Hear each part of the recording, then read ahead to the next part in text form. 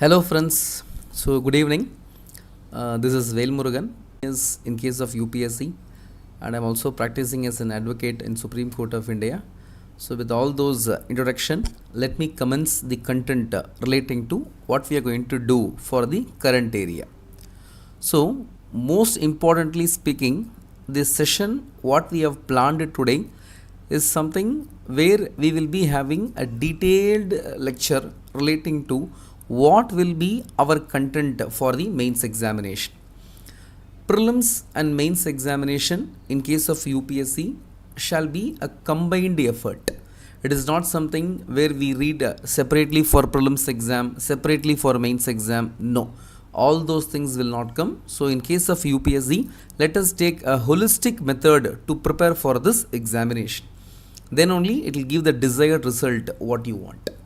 Now the next question comes, because today I have many information to share with you, what are the do's and don't in case of the mains examination, and I will show you some of the information which is very essential from examination point of view. What and all will be having an impact, what and all will have sometimes a greatest negative effect, in which you might, even after writing the mains examination and clearing the mains, again going to interview, because of some mistake what you commit, there are chances that you might lose your complete success in this examination. So I just want to be very brief in this area. And number two, in case of this mains answer writing, many of them are having many doubts also in their mind. So what we are supposed to do, how to handle the session, and if I as such write something, will UPSC give the mark just like that? All those things are common FAQs which is there in the minds of aspirant. Now let us decode everything one by one so that you have a great amount of grip in the subject what and all we are handling.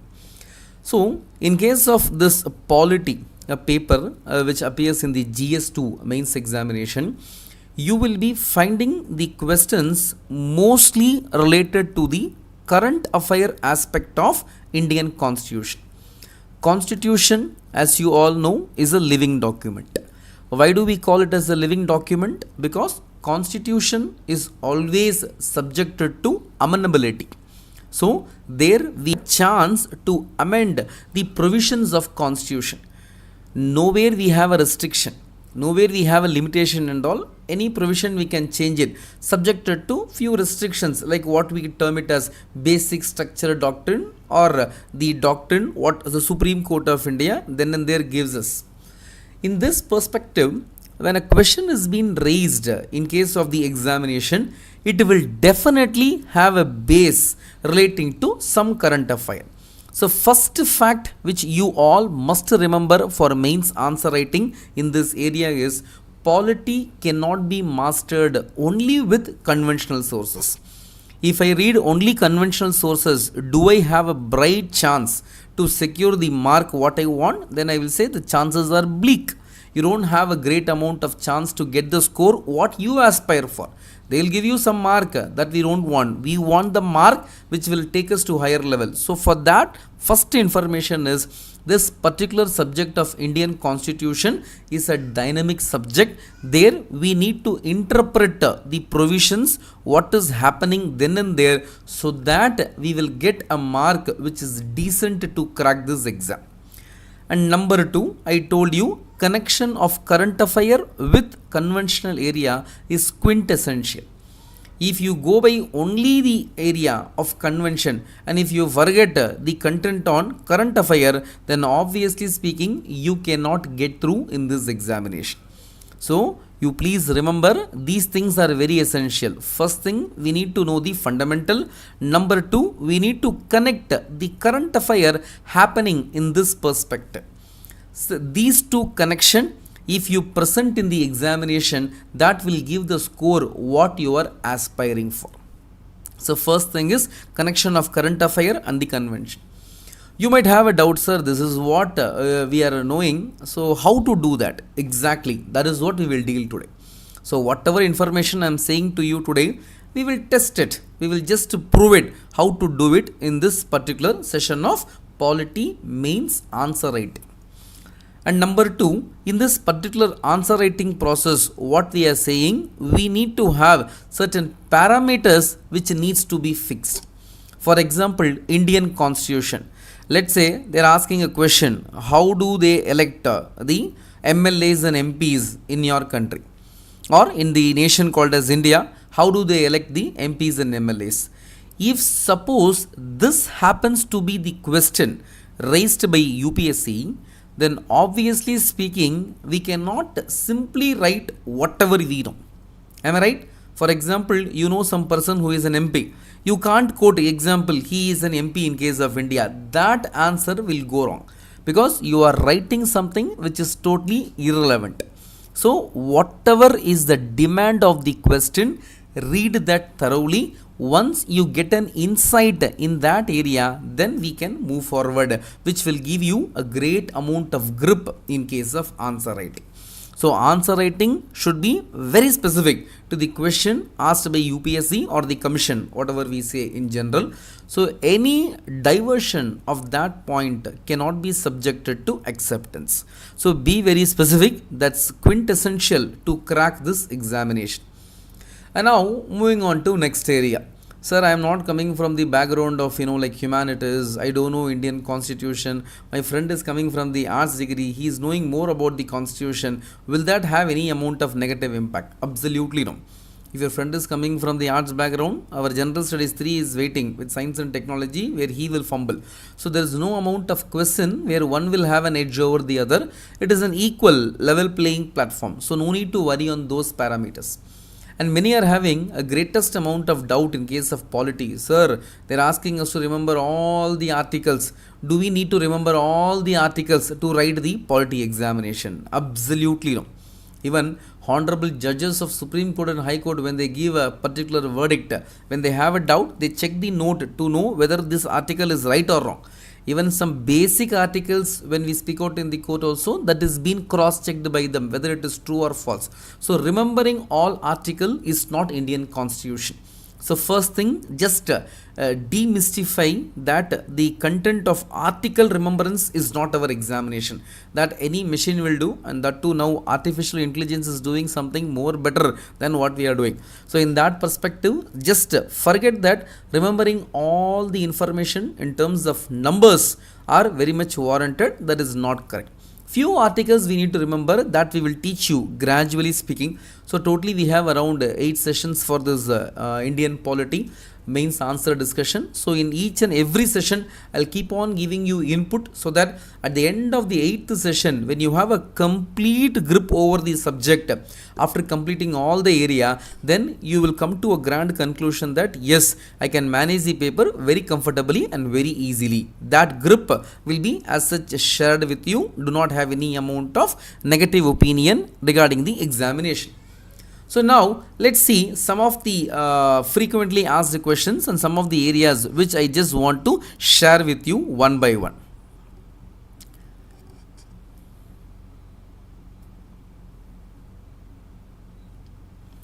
Right. So polity mains answer writing discussion, that is the session what we are going to have now. In that, let us move one by one. First thing, what they expect. That is the first question we are having in our mind. Sir, what are they expecting? What they want from us? Do we need to reproduce an article like how it appears in Indian Express or The Hindu? Absolutely no. It is not like that. They never ever expect you to give an answer in that perspective. So that type of fear, if you are having in your mind, kindly remove it. That will never happen, and UPSC will never demand. And they know pretty well a student after completing his graduation who is coming for this exam cannot give an answer like a center page article and all. Yes or no? Practically speaking, that answer is not possible. So in that area, that is not their expectation. So what they want? They just want you to know the basic constitution of India plus the current happenings of the constitution, so that you are considered to be an able administrator. So in that again a doubt comes, sir, I didn't take public administration as my option. So will that have any negative impact? Absolutely no. There is nothing to do with PABAD option and becoming an able administrator. So there is no amount of connection. It is totally chalk and cheese. There is nothing to compare these two elements. So here expectation is whether you are knowing the constitution. So I'll tell you with examples why this need is there. In many instances, what I have seen personally is that many like civil servants after coming into service, they are unable to decode what the government is saying. They are not able to understand what the constitution is saying, and sometimes they go in contrary to what constitution says. At last they land in soup and they come to courts to give answer as if why they didn't do the work as per the constitution, and the issue goes as such. So initially, if they want to train you as a bureaucrat, for that there is some amount of fundamental need from your side wherein which you will be understanding the pulse of the constitution. So first thing which we need to remember is understanding the basics, as if what is constitution and what is happening right now in the country relating to constitution. So what I am supposed to read? Any provisions relating to existing constitution, if it is appearing in the newspaper, kindly have a look on that. If president is getting elected in case of India, just check up what are the ways in which president is getting elected, and this election, if at all there is any other country in the world where they are comparing, if you have a look on those things, then definitely speaking, you are doing entire justice to UPSC preparation. When it will go flop? So simply speaking, if I am preparing only from one particular textbook, let's say Lakshmikant, Indian Polity, if you keep on reading that alone, 60% justice will be done. There is no doubt in that. Remaining 40% will decide whether you will be a winner or not. Winner or loser is based on that 40%. That is what I say. We have to combine these two areas to proceed forward and give a great amount of clarity in our answer writing. So expectation is basics. Number 2, combination of the basics and current affair. Next, can I write all informations I know about the question? Exactly. This is what many aspirants are asking. Sir, we are being instructed that do not leave the pages empty. At least write something so that they'll give you some grace mark and all. See, this is not a university examination where they will have some amount of mercy. Here they will be very rigid. Normally we are going for bureaucracy, right? So one of the feature of bureaucracy is rigidity. It will not have any amount of supporting one at the cost of other. This and all they will not do. They will be stringent in terms of giving marks to you, and they will be stringent in terms of the question what they are demanding. If they ask a question, let's say, what are the functions of Finance Commission? You all know there is a body called as Finance Commission, Article 280. So Finance Commission, generally what they will do in the center and the state. This will be the general amount of functioning. And now suppose this question appears in the examination, and you know recently a finance commission was appointed. You write, okay, we got a recent finance commission so and so number, and the members are so and so, and members are coming from this background of so and so, and these members took the office on so and so date. You remember all the information, but you forgot what is the main function of the finance commission, and now you give the answer. You will look as if the pages are completely filled, nowhere there is empty spaces available, and you will have a self-satisfaction that I have done complete justice to the examination. But when the results are out, your numbers will not be there in that particular paper. Why? The logic is you wrote everything what you know, you didn't write the information what UPSC wants. You understand? What is the demand of the examination? You need to get that. You can't simply write whatever you want, as it may have a large amount of impact which is negative. It will create an atmosphere where examiner will not feel somewhat positive to give any amount of marks to you. He will feel definitely negative because you are writing something irrelevant.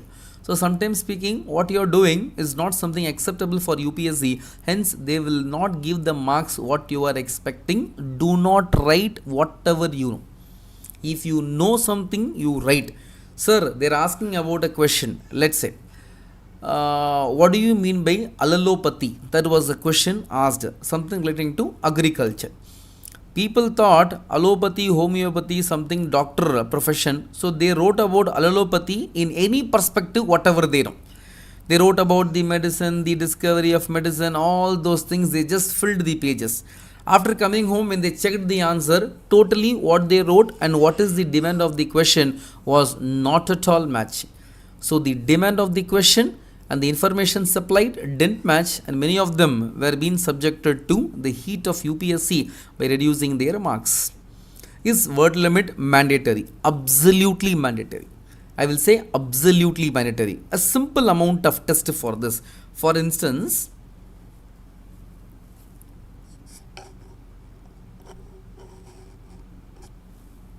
you all know we need to write 10 question where you will be having a mark of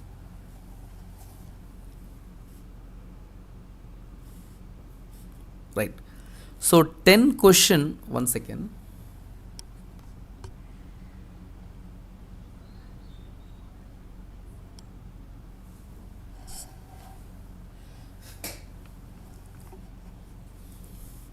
Okay.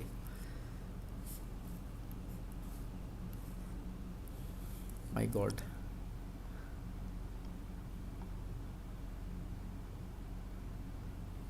Okay. So 10 question into 10 mark and 10 question into 15 mark. So this is the basic information we all know regarding this. So this is what we are supposed to write. 10 into 10, 10 into 15. And number 2, you all know here we have a word limit of 150 words. Therefore, for 10 question it will be 1500 words, and here 250 word. So for 10 question 2500 words. All put together you need to write, roughly speaking, 4000 words in the examination.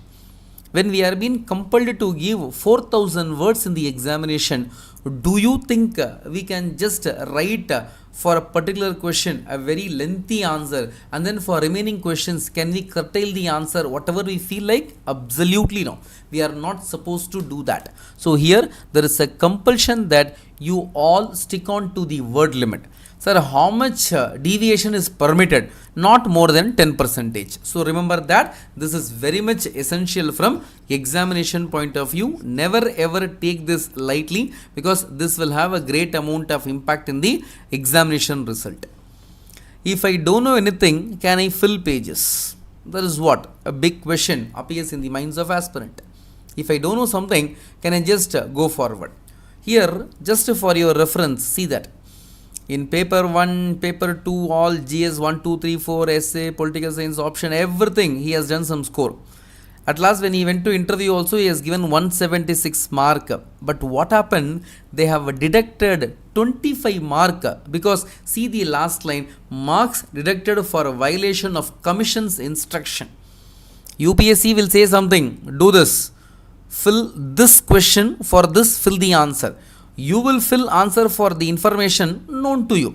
Normally what people do, whatever we know, we fill that area, right? So that we are not supposed to do. Minus 25 mark. Many students are unaware that in the mains examination there is a negative marking. We all have a feel that only in prelims they have, because they say very openly, yes, in prelims examination we go for negative marking and we will minus the mark based on the paper 1, paper 2, 1/3 will get subtracted. So people never ever care that in the mains examination there is a negative marking, and for that reason only I have given you in mains examination also they make these students undergo negative marking. Penalty marking is very much there, subjected to one condition, that if you are not obliging the commission's recommendation or commission's instruction, then your mark will be subjected to rejection. Be very specific in that area. Do not have any amount of ambiguity. Therefore, if you write everything known to you, not related to the question directly, but somewhere it has been interlinked. So you can just interlink anything and everything in UPSC. And if you keep on interlinking like that and fill up the paper, then obviously UPSC is not ready to give the marks what you are demanding. They will absolutely deny the mark what you are asking, that will not come to you. So this area, be very specific. I don't want any amount of deviation in this point alone, because I have seen for the past 10 years, absolutely those who fill the paper with some information known to them do not find their numbers in final merit list of UPSC. They never see their numbers, and they are not able to see their number. That means what? They have done something wrong.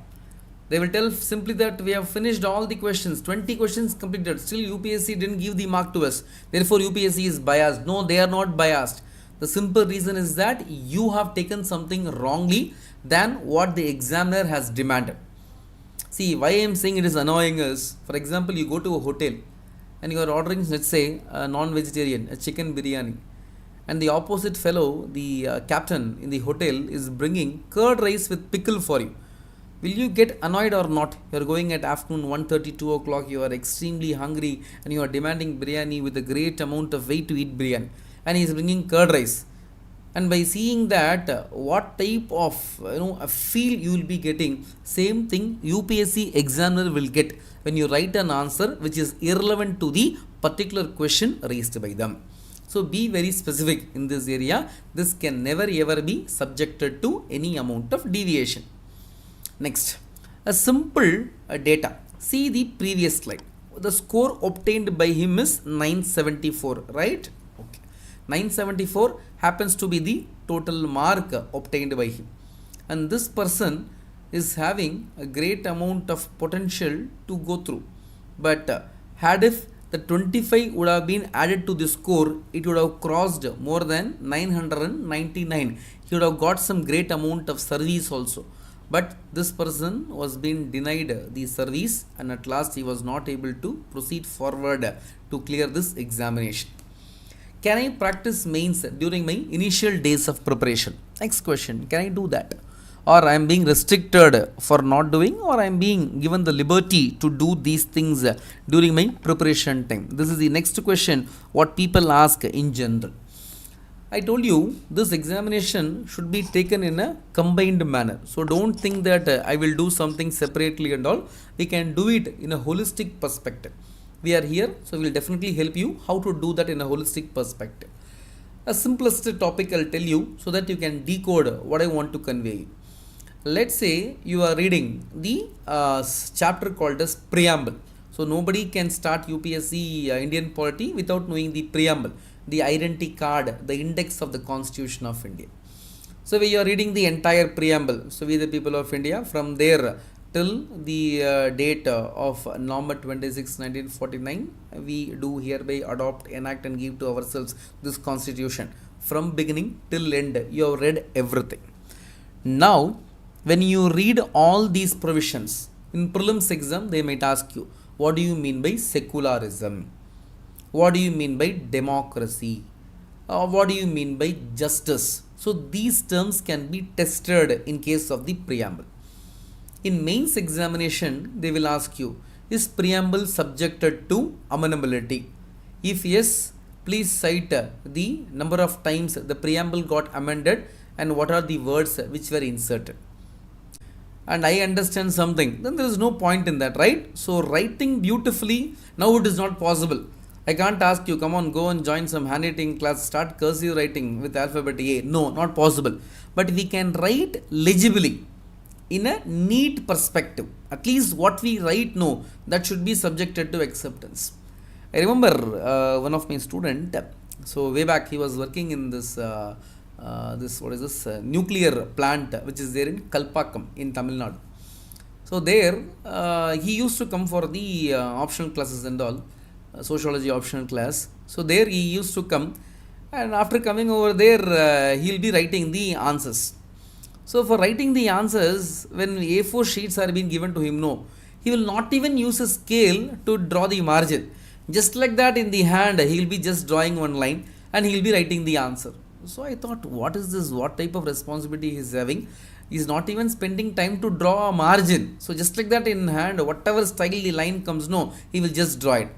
And with that, when he goes for the answer writing, I had a great amount of doubt whether this type of attitude will UPSC accept it.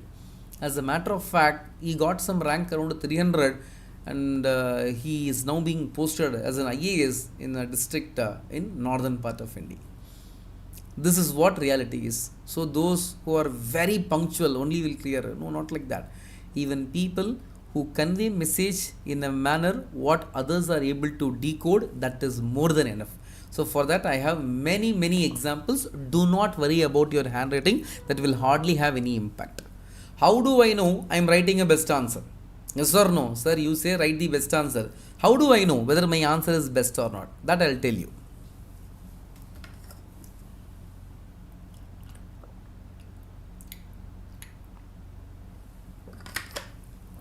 Any answer whatever we write for the first 10, 20, 30 questions will not be right. Any answer we are doing first 20, 30 questions will not be right. After that only what we write will become a fine answer. Read the 30th answer what you wrote, read the first answer what you wrote. Just check both of them. You will know fundamentally both of them are apples and oranges. You cannot even compare them. So writing a best answer will come only by way of practice. Only by way of practice. Anything, everything needs practice. Am I right? I think there is no reservation in this point what I am saying. Anything, everything you want to succeed will come only by way of practice. Nothing more than that. So you need to do things in a repeated manner. Any information you read, just for 10 minutes of time, write quickly the information like a mains examination. Have that practice. Anything you see, if you are able to decode that in the way what we are saying, then obviously speaking, you will have a tremendous amount of improvement in the answer writing. And that improvement, what we are saying, is something like an art. It will not come overnight. I am very sure in this. It will never come overnight. For that, we need to keep on practicing regularly. And once by seeing an answer, sometimes we admire ourselves. You write some answer, you read that, you feel, array, come on, everything is there in this answer. What wrong information is there? Everything finds to be extremely good. That sense of self-satisfaction when you get, that means you have done a tremendous amount of work in this examination, and you have really performed the best in this examination. So this is what you need to remember. Do not have any amount of doubt in this area. Be very specific to this topic. Next, are diagrams must in the mains? I will say 100% they are must. Without giving diagram, when you write the answer, maybe 10 mark you will get less compared to your friend who gave the answer like you with the diagram. So diagram will definitely have an edge. 10 mark in UPSC, what sir, what it matters? 10 mark will decide your cadre, your service, and even the partner whom you are going to marry will be based on your service and cadre only, right? So everything is based on 10 mark only. So diagrams are mandatory. Some triangle, some circle, some information, some arrow mark here and there, just giving the information. Monotonously when things are going, in between some diagram comes. It looks like a refresher for the examiner. Even when we value the papers. So I was working as assistant professor in Hindu college in case of Tamil Nadu. So there when we go for valuation and all, when some paper comes with a different type of presentation, some diagram, some pictures here and there, that gives us a sense of happiness. Automatically, when we are giving 6 mark out of 10, our hand is moving towards giving 7 or 8 for the candidate. And normally UPSC will not give more than 50 to 60%. So at least to get 50 to 60% in UPSC, let's say for 15 marker question, when you are being blessed with a score of 8 or 9, that means you got a tremendous score in that paper. For that to happen, obviously speaking, you need to go by presenting the answer with the diagram. These are mandatory. Now let's begin the session relating to the GS2 mains polity area. One by one, I'll decode all the informations to you.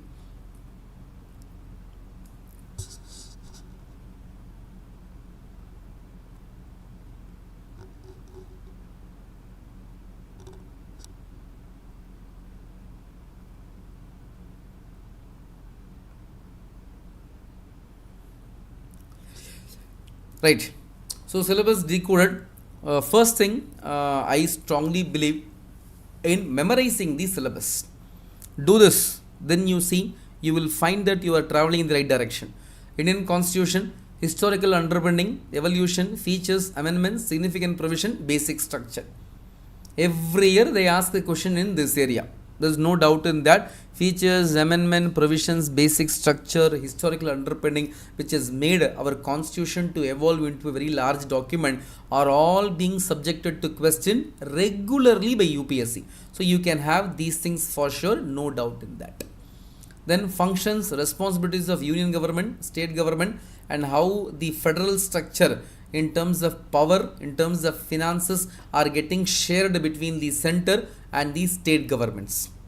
And separation of power and dispute redressal mechanism. Whenever there is any grievances happening between center and state, where do they go? Whether they are going for interstate council, or whether they are going for zonal council, or whether they are going for Niti Ayog, all those questions in this area. Then comparison of Indian constitutional scheme with that of other. Though this area looks like a very dry topic, but whenever some issues are happening in current affair, if you just cross compare those information and have a regular follow up with the newspaper, then that will give you a definite amount of edge where you can score a 10 to 15 marker in this topic very comfortable. And many students ignore this area. That also I will tell you very clearly. Many aspirants, they are doing the task of ignoring these issues. They don't take it so seriously in terms of comparing the constitution. Then we have something called as parliament and state legislature. Parliament and state legislature. So the central body and the state bodies. So the structure, functioning, conduct of business, power, privileges, issues arising out of these. So generally speaking, how the parliament functions, how state legislature functions, all those things we will deal in a very detailed perspective. Then a structure in terms of executive, judiciary, and how there is a great amount of organization and functioning of these body, and the pressure groups, formal, informal association, and their role in the Indian constitution. So normally judiciary, executive, legislature, these three bodies are considered to be the three pillars, and fourth pillar happens to be the media. So now what we will do, for example, conventionally, what is the role played by Indian media, whether Indian media needs to be controlled or not, that will be our level of preparation. UPSC will go one step forward. They will ask a question: what is the role and what are the pros and cons of social media in case of India, or how social media can be used by Indian bureaucracy to promote certain citizen welfare services. Or they can ask, is social media the future of India? So we will read about convention. They will go for current affair. That is what I told you. Convention and current, when you link together, that will give you a great amount of success. Next question, just see pressure groups, informal, formal association. We might get a question in this area. For example, normally speaking, pressure groups in case of India, if you remember way back, like a decade ago, there was an issue relating to lobbying.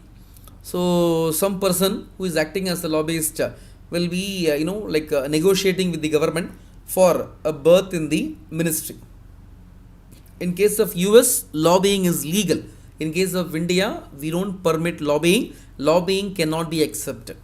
So sometimes what happen, the issue relating to lobbying and all, when it is appearing in paper, then a topic under this area can be asked by UPSC. And there are great amount of pressure groups who are not true pressure groups, but they work based on the vested interest. For example, if there is an American project, some other country which doesn't like America might sponsor these agencies to tell that that project must be stopped immediately. So when these things are coming in reality, then we need to understand what exactly is that area. So when you read the syllabus, then have a look in current affair, then you will know that yes, so pressure groups are not working properly. So some amount of regulations are required. For example, FCRA, this foreign contribution. So whatever money is coming from abroad, how to regulate that, how RBI can have a check in this area. When these informations are being decoded, then we have a good amount of grip to go forward with the syllabus. Then RPA Act, we have to by heart this act. RPA Act 1950, RPA Act 1951. These two acts are very essential to know how the government of India is functioning. So this becomes a very vital area. Then constitutional post, power, function, responsibilities of constitutional body. Election Commission, UPSC, Finance Commission, National Commission for SC, ST, backward class, all those things we will be dealing, and their powers and responsibility. When you decode all the constitutional body, their powers will be almost the same. Almost the same. We cannot tell that there is a great amount of difference. So if you make some amount of homework for a few constitutional body, that can be replicated for the remaining area without any amount of ambiguity. That is for sure. You will not have anything to fear in this topic. I'll help you. Don't worry. Gradually speaking, see, my bonding or assurance to you students is that when you finish off the class, first thing you should feel that yes, I can definitely crack this exam. And number two, you will always have a sense of opinion that these many days I had some perspective on UPSC. Today I got a very clear perspective. This is what I expect. And never ever complicate this examination. That is not correct, sir. I have to read this, I have to read that, I have to read from a book which nobody knows in the world. When nobody is knowing in the world, when you read from that book, will UPSC know that book? They also will not know. So in that area, you will never get a question. So don't try for that. What everyone knows, you should know that. What everyone doesn't know, if you know something good, otherwise if you don't know anything also, no problem. Still you can clear the exam.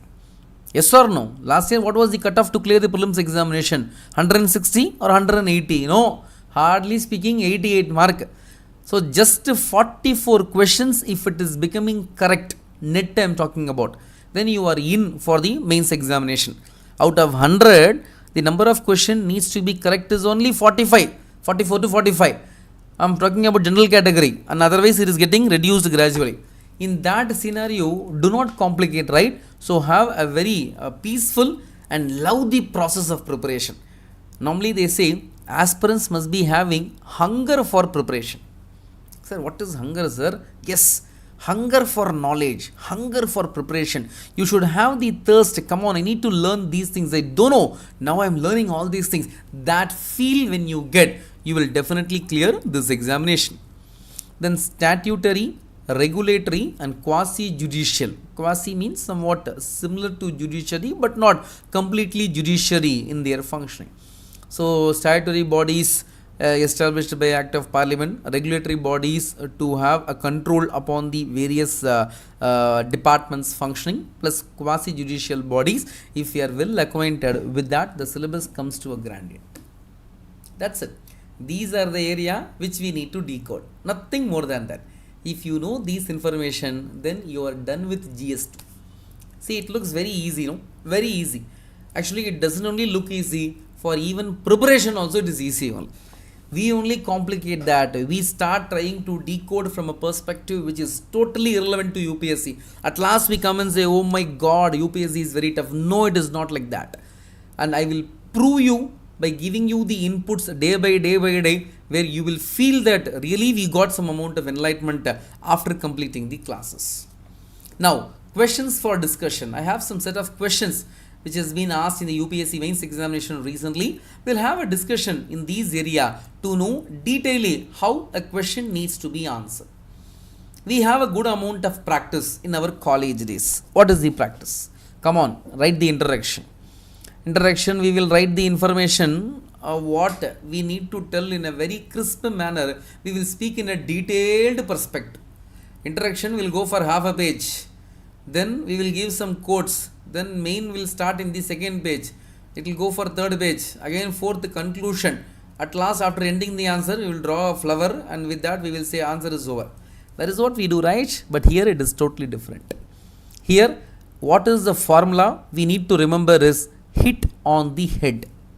What is hit on the head? It is equivalent to bull's eye. Do not target everything, whatever you see. You target only the bullseye. With that, your answer will get completed. Sir, if you are tackling everything, what will happen? Your answer will go wrong. You will not get the mark what you want. Rather, you will get something what UPSC is giving out of mercy. So here, what is the question? Please read that. Discuss the role of the Vice President of India as the Chairman of the Rajya Sabha. Right? Discuss the role of the Vice President of India as the Chairman of Rajya Sabha. This is the content asked as a question. And we all know about a person who is called as the Chairman. And we all know that Vice President will be the Chairman of Rajya Sabha. But nowhere in the world you will find an office like Vice President of India. Maybe one exception is America, but it's still, we don't follow the American model. You all know America and India, though both of them are subjected to democracy, America being considered as world's oldest democracy, India being labeled as world's largest democracy. One is oldest, one is largest, right? Okay. In this area, when one is oldest, one is largest, are both of them the same? Do we have some differences, or both of them are same? Yes, almost speaking, the office of Vice President, maybe like we have in case of America, a Vice President, so that will have some amount of connection to the Indian Vice President. Otherwise speaking, no other part of the world will give you great amount of insights on Vice President. In India, we have done that. In India, Vice President is having dual role. One, he should be the executive person, because second highest post in the constitution is Vice President of India. Number one President, number two Vice President. So he is the second highest man. So when he is second highest man, he needs to perform his executive duty also. When he is entering into the Rajya Sabha, he is becoming the chairman. So there, he should not think himself as a Vice President, rather think only as a chairman of the Rajya Sabha and perform the proceedings of the Rajya Sabha in a comfortable nature. So this is what we have to understand. So they are asking a question not with respect to executive functions. Am I right?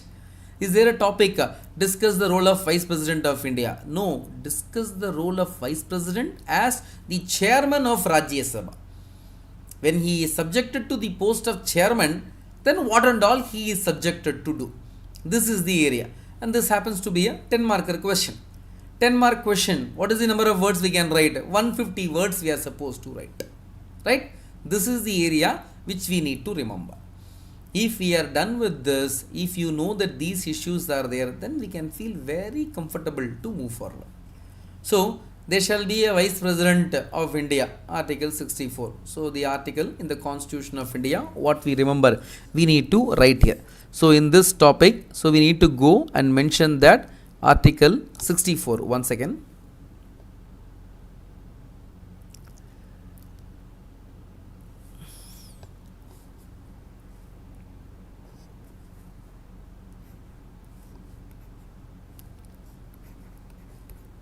No.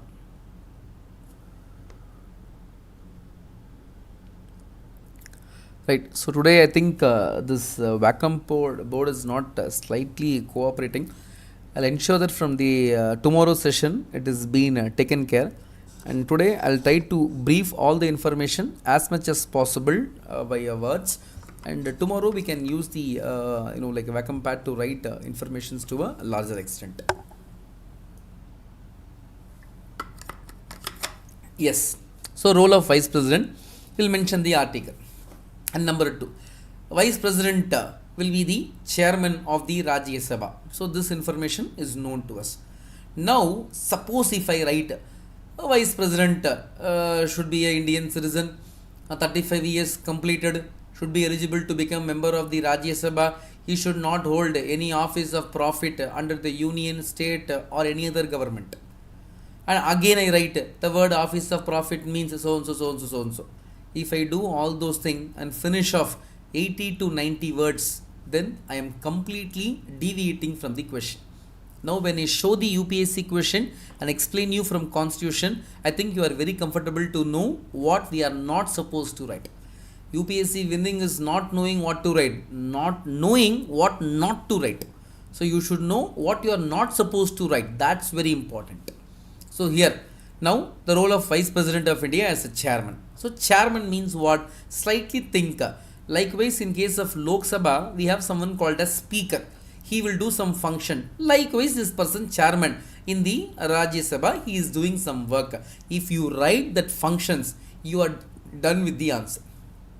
You need not tell anything else. The functions of the Vice President when he is entering the Rajya Sabha, he will become the chairman. So what and all he will do, that we should remember. So number one, the Vice President or the chairman. So henceforth I will call him as chairman. Okay. The chairman will be the person subjected to maintaining the decorum of the house. So number one, he will maintain the decorum of the house very perfectly. Number two, he is the person where he cannot give the vote in the first instance, but he can give the vote when there is a tie. So he can give casting vote. That is very well known to us.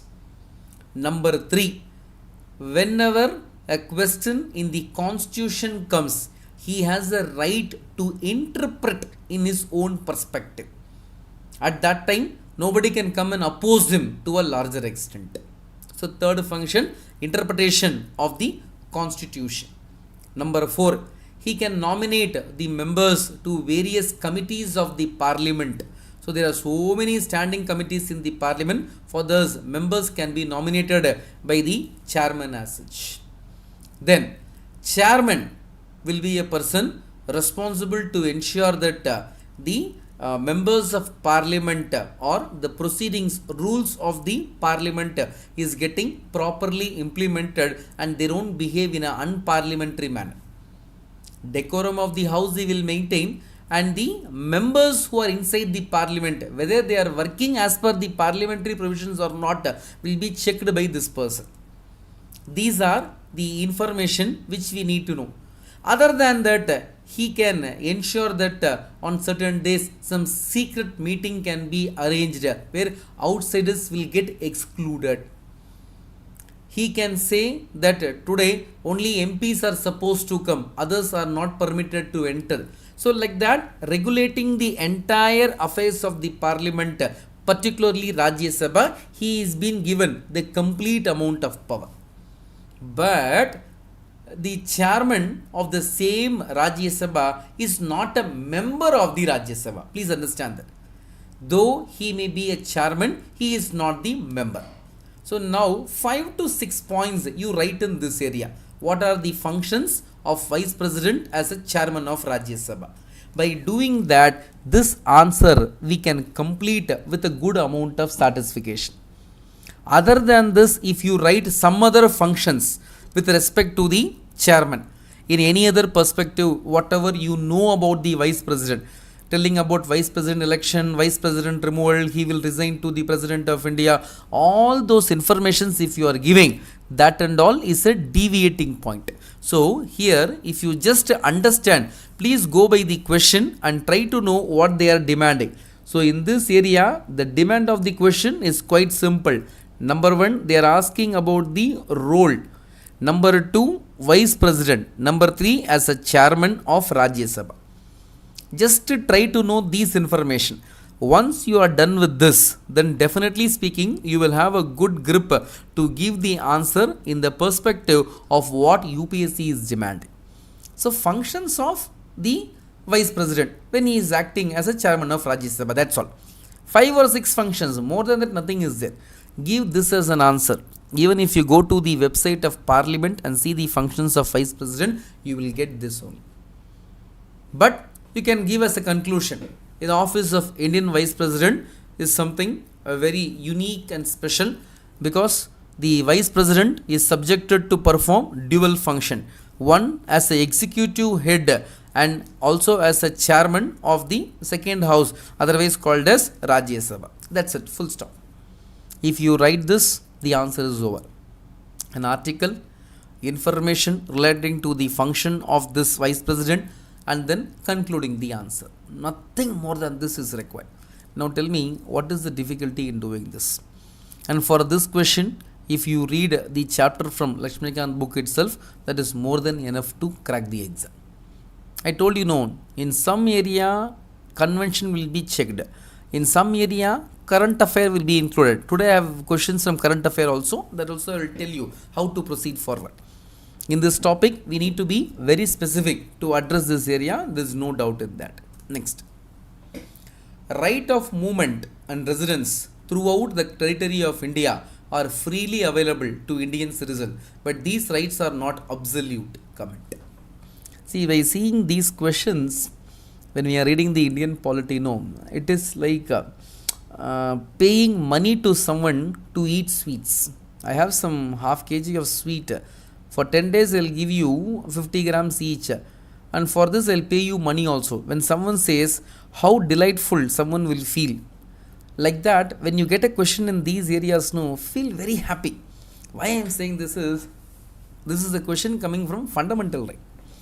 Nowadays in mains prelims examination, UPSC has ignored asking question from fundamental right. And when they ask in the mains examination and all, we can just feel very happy for seeing this question. What is the question? Right of movement and residence throughout the territory of India are freely available to Indian citizens, but these rights are not absolute. Let me just brief you about the basics for 2 to 3 minutes, and then I will come to this question. In case of India, rights are being guaranteed. Okay, and after rights, they thought that come on, duties are not there, so some duties are being given after 1976 42nd Amendment Act. So we have fundamental right, we have fundamental duty. And duties per se are applicable only to Indian citizen. A foreigner does not have duties and all. It is applicable only to the citizens of India. Now, when the rights are there, we have a question. Does all rights, whatever they mention, are absolute in their nature? Sir, what do you mean by absolute? Absolute is something where nobody can ask any question to me. When you say right to speech, I will speak whatever I want. Whatever I want. If you permit me to speak whatever I want, then my right is called as absolute right. Yes or no? You are allowing me to just do things whatever I feel like. When that permission has been granted, then come on, I will take it for granted and I will speak whatever things I want. I am least bothered about the repercussions, what will happen. When this is the case, we need to be ultra cautious. We cannot just like that take the rights as absolute right. I'll give you some example of what is absolute right.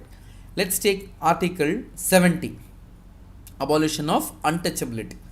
Untouchability is an offense, it is a sin, it is a crime, it is a most barbaric practice. So any civilized man is not supposed to practice untouchability. Here we cannot tell that, sir, president and vice president alone can practice untouchability. Only for others it is getting restricted. If you think like that, then you are wrong. The question relating to untouchability is something absolute. Nobody is given the permission to practice untouchability. And if at all you are doing like that, then you will be subjected to great amount of censure. The people, whoever is practicing untouchability, will be banned from public office. That type of right is called as absolute right. You understand? One is considered to be absolute right. Even we have this abolition of child labor, Article 24. Child labor and all absolute right. Nobody can claim, come on, I will have child labor for part time, then I will just utilize them, I'll pay them good amount of money. Whatever you say, child labor is an offense only. In this area, these two are absolute rights. Other than that, when we speak on other rights available, these are not absolute. That means they are being subjected to restriction. And there is a hint word for everyone to remember. I'll just share in the class today. Please just make a noting of that. Let me see if the pen is cooperating.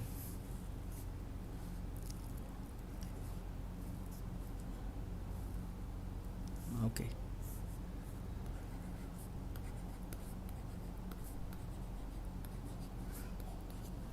Okay, so that distance, some issue is coming over here. I need to rework on this Wacom pad. I will just tell in the class, right? There is a hint word which is called as samarp. So please remember the term, very easy from examination point of view. Samarp. S-A-A-M-R-P, samarp. So there is no meaning and all, right? So it doesn't have any amount of meaning in English and all. Just a hint of what I have devised. Samarp means, S means right to speech, A means right to assembly, another A means right to association, M means movement, R means residence, P means profession. So 19 subclause 1, then A, B, C, D, E, F. All these provisions I have mentioned here. Sir, A and A, if I have a doubt, association, assembly. So A-S-S-E, A-S-S-O. These are the first 4 letters of the word. So alphabetically E will come first, then only O will come. So in that logic, first one will be assembly, second one will be association. So speech, assembly, association, movement, residence, profession, right? These are the area. Now they are asking about right to movement and residence. So you know it is 19 clause 1 D, 19 clause 1 E. These 2 areas are alone being asked as a question. Do not write about everything. First information, don't write everything. Then it will create a great amount of hindrance here. Don't write. So how to start the answer?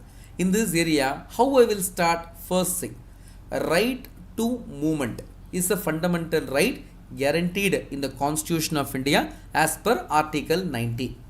First line, if I write like this, it is like directly addressing the question, no blah blah statement.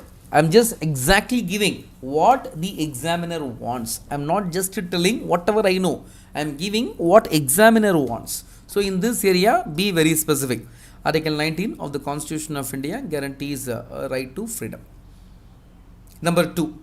In that 19 clause 1 D will deal about right to movement, 19 clause 1 E will deal about right to residence. First 2 area you have conveyed the message. Then third point, right to movement is subjected to 2 types. Number 1, movement within the country, movement outside the country. Sir, no. Movement means doesn't mean only within the country. It can be inside, it can be outside. So movement inside the country will be controlled by this Article 19 clause 1 subclause D. Movement outside India will be dealt by Article 21, right to life and personal liberty. Article 21 will deal about the movement outside India, not within India. Now we are done with this area, inside movement, outside movement. Now next question, 4th point. Yes, when can we have a great amount of restriction? So we can write right to movement and right to residence go hand in hand, and these rights are not absolute right. So when we can have a good amount of restriction? Number 1, in the welfare of general public we can have restriction. Do remember, in the welfare of general public we can have restrictions. For example, those who are involved in flesh trade, otherwise called as prostitution. So those who are involved in prostitution, they are being subjected to restriction. Those people cannot move freely across India. Those people are not being given the permission to move freely across India. We can restrict them. Next one, tribal area. When a person is being subjected to tribal area, then in those regions, a non-tribal person who wants to enter into that can be restricted. A person who is a non-tribal can be subjected to restriction into a tribal area. There one cannot come and say, I have a right to movement, I can move to tribal areas. No, you are not being permitted. These are 2 things what is available. Additionally, number 3, you can write during pandemic times. You can give current example, COVID. During COVID, when curfew is getting implemented, then people are not being given the right to movement and residence wherever they want. They are being subjected to regulation. Stipulations are being laid on them. They cannot do things whatever they want in the way they feel comfortable. So sometimes speaking, they need to go by the demand of the society, the demand of the government. So that time they will be regulated. Number 3. Number 4, ILP, inner line permit. See, in certain areas in northeast and all, for other members of the same country, you may be a citizen, but when there is a inner line permit, non-state members are not being permitted. You need to get prior permission from respective authorities, and then only you are being permitted to enter into ILP zones, inner line permit area. So there and all you are being subjected to restriction. Next one, when your movement is something found to be suspicious in nature, when you are moving with some amount of intention to create some disaster for the nation, then they can restrict you. Then they have a right to say that, come on, you are not being subjected to movement. And number 2, this particular right is something available only to citizens. Right? Article 19 available to citizens only, not to the aliens and all, or the foreigners. So in this perspective, you can quote that comparison also. And then how to summarize the answer? Right to movement and residence are like two wings of the same bird. And Supreme Court of India have time and again reconfirmed that these rights cannot be curtailed on flimsy grounds. Just like that, I don't like you, you should not come out. No, these are not permitted. Only when you have a strong evidence, then you are being subjected to a movement which is getting curtailed. Even for this, we have provisions in the Criminal Procedure Code, 144 order. Maybe you have heard in newspaper and all, 144 order has been issued. At that time, right to movement will not be permitted. And whenever there is any assembly of 4 or more members, they can arrest a person even without a warrant also. When these informations are there as point by point, then we can tell that yes, right to movement and residence, though guaranteed to citizens of this nation, they are being subjected to restrictions for the above mentioned reason. Hence, these rights are not considered to be an absolute right by virtue. Just write these information, then you see your answer is complete. More than this, nothing is warranted. Only these informations are required. So in this area, we have made a good amount of analysis relating to how to write the answer for this topic. Next one. The most significant achievement of modern law in India is the constitutionalization of environmental problem by the Supreme Court. Discuss the statement with the help of relevant case law. A very, very dynamic question. I told you regarding newspaper, no, I will start in this topic.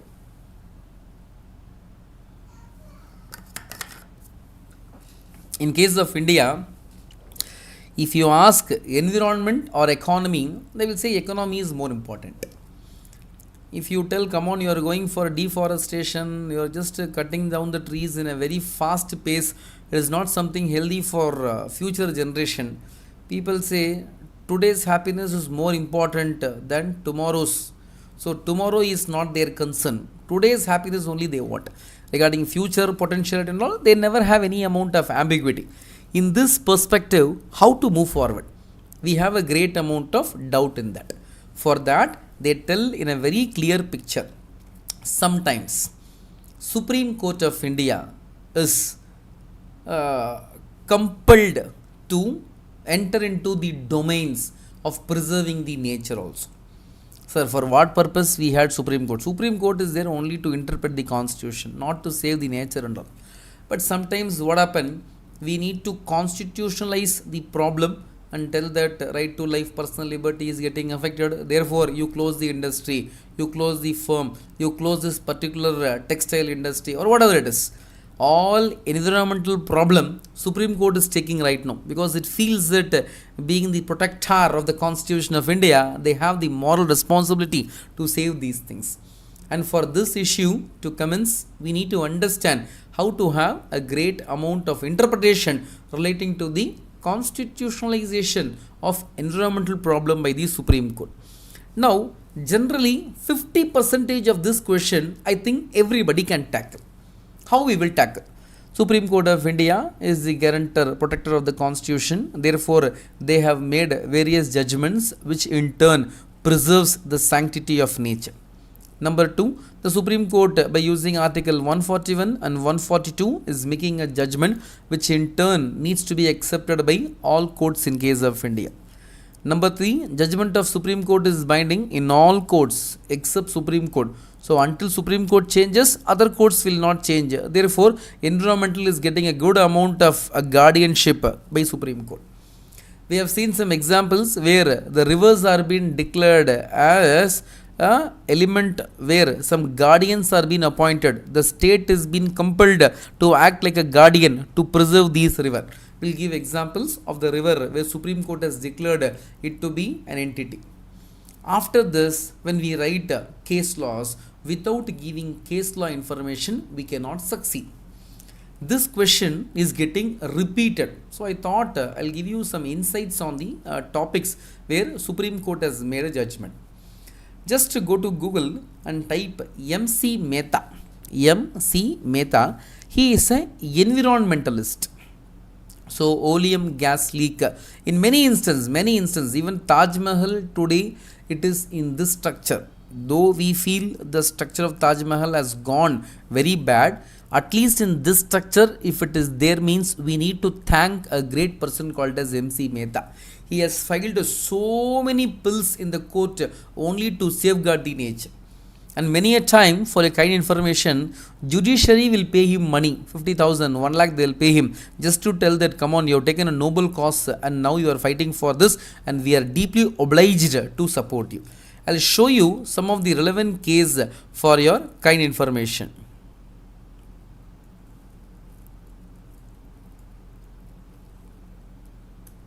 Yes, please have a look on this. It's very essential. 15 landmark judgments on the environmental protection. So these judgments are very essential. So I'll just go with the MC Mehta case. Just have a look on this. MC Mehta versus Union of India.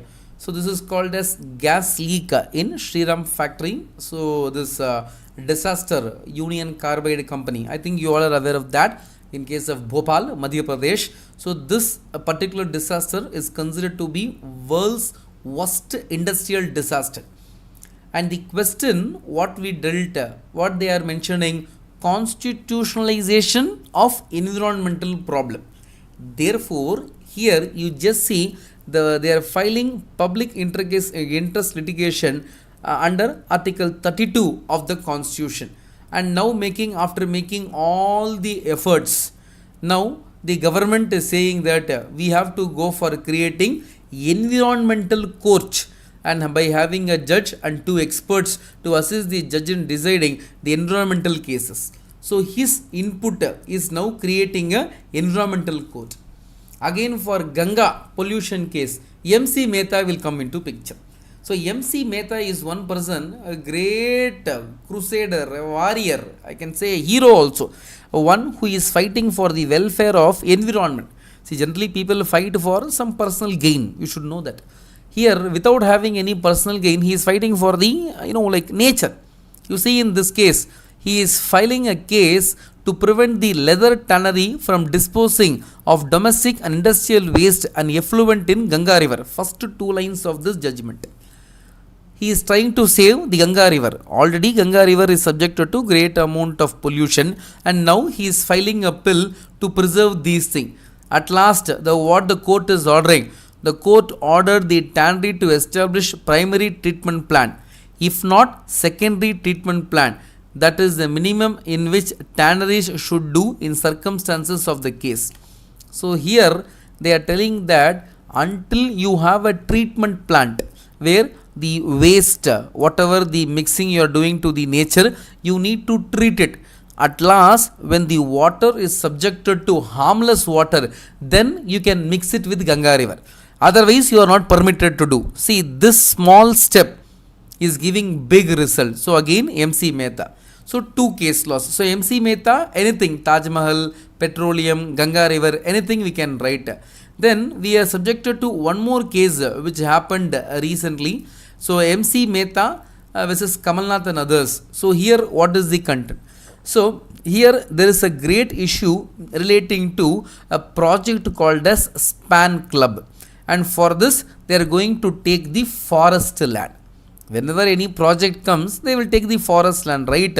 So this is the issue which is creating a great amount of problem, and they are going to do in case of the river BS as such. At last, after making all restriction, what they said, the court restricted the motel from discharging untreated effluent into the river. Himachal Pradesh Pollution Control Board was directed to inspect and keep a check on that. This is what is judgment. Did I read everything? No. See, I am practicing for more than a decade as an advocate. Still, I will not read everything. Not only me, any counsel, any senior counsel, anybody you take, they will read the initial content, at last the final one. By seeing that, they will come to a conclusion what the Supreme Court has said in this area. So many a time, last paragraph will convey the message what they want to say. If you know this, it is enough.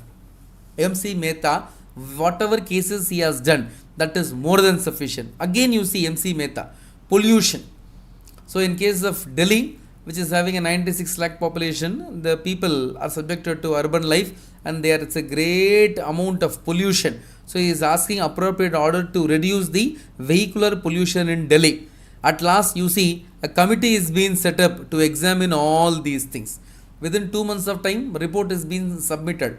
And now even we have the issue, no, like certain diesel based vehicles are not being given license in Delhi, and they are being subjected to gas conversion, mostly for the yellow board transport vehicle. All these things are coming only because of someone taking some steps somewhere as such. Then here you see there is one important judgment, Subhash Kumar versus State of Bihar and others. Here we got a wonderful opinion that the apex court held that right to get pollution free water and air is a fundamental right.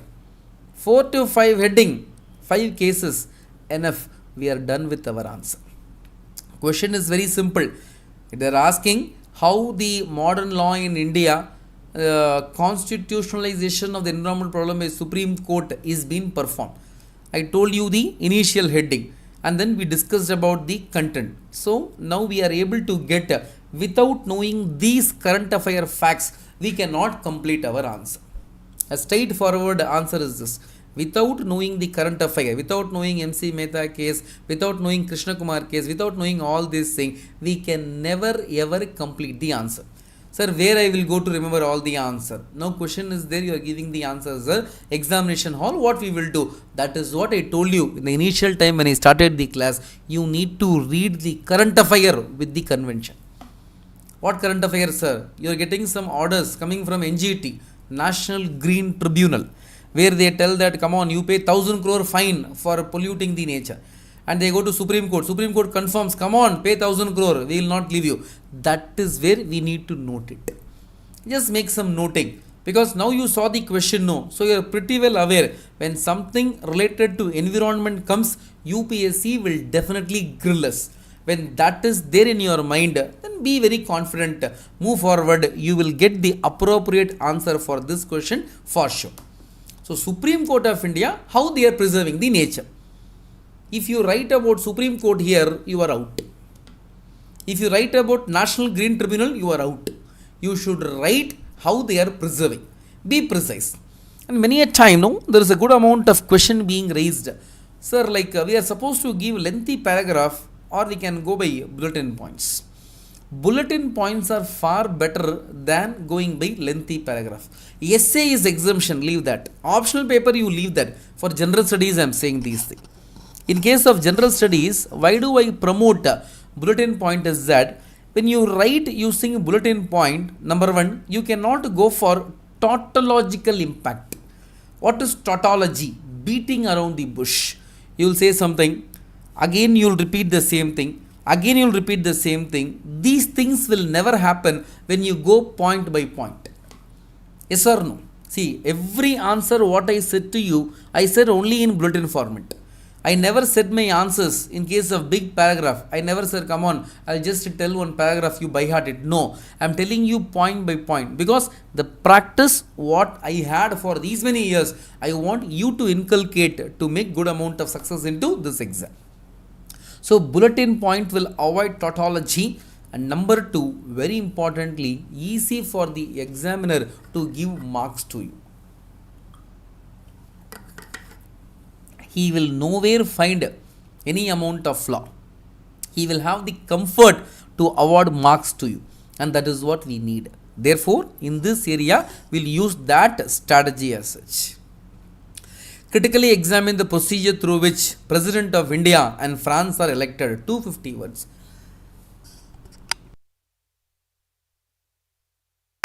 Yes, President of India and President of France. How do we elect them? This question surfaced in this examination of 2022 because right now we had the election to the President of India. So Srimati Draupadi Murmu madam's election took place and she was the one winner to the post of President of India. How they are doing in case of India, in case of France? See, in newspapers, these articles surfaced when election took place. How we are doing, how others are doing. In this, Lakshmikant will help you only for 50%. How Indian president is getting elected? Lakshmikant will give you point by point, 1, 2, 3, 4, 5. 50% over. 15 mark question, 7.5 mark you have given the input. Remaining what you will do? If you don't know the answer, if you don't follow the habit of newspaper reading, how you will write the answer? Not possible. Then what will happen? No, 7.5 mark you will write. UPSC will give 50%, maximum 3.5 or 4 marks they will give out of 15. In 15, when you get 4 mark, imagine out of 10 question, if you are getting 4, 4, 4, you will get only 40. And in the first 10 mark question, if you get 5, 5, 5 also 50. 50 plus 40, 90 only you will get, despite completing the paper. You have to aim for 110, 115. How? Only by addressing the question exactly. So maybe the hint what I said to you initially, you will realize this by seeing this question. So Indian Constitution is one topic because I am a person who is involved in this writ practice, and I am a person involved in this Constitution because I love Constitution to a large extent. I have decoded many provisions of constitutions and I have made a good insights into Constitution. So you can freely ask any doubts also, so that I can help you a lot in the element of constitutional preparation. So the procedure through which President of India. Now if I go by Indian President, very simple. What are the procedure? Number 1, election to President of India is done by indirect election. Number 2, elected MLAs from state legislature, elected MLAs from Delhi and Puducherry Union Territory, elected MP from Lok Sabha, Rajya Sabha alone will come for the election. Yes. Number 3, 50 people should be the proposer, 50% should be the seconder for the candidate. 50 proposer, 50 seconder, this is very much required. Then the election is being done by way of proportional representation system. So we follow something called as proportional representation system. In this, you need not brief on what is PRS. What do you mean by proportional representation system? How does it works? No, not required. That and all they will not demand, or how they are doing the voting, not required. Next, the states are assigned a vote based on the population. So it differs from state to state, and MPs are subjected to uniform value of voting in case of election. At last, in PRS system, proportional representation system, the one who is given the highest preference will be declared as a winner. Yes or no? This is what all about the President of India. If you go to France, a question which is there in the exam, but for this answer was there in the already in case of our newspaper, in case of current affairs, answer is there. If you go by France, what happened there? So in case of France, we follow a method called as direct election. So directly people will come and cast the vote. Number 2, any person who is aged above 18 is now eligible to contest for the post of president. Number 3, in case of president election, 500 people must be subjected to your support.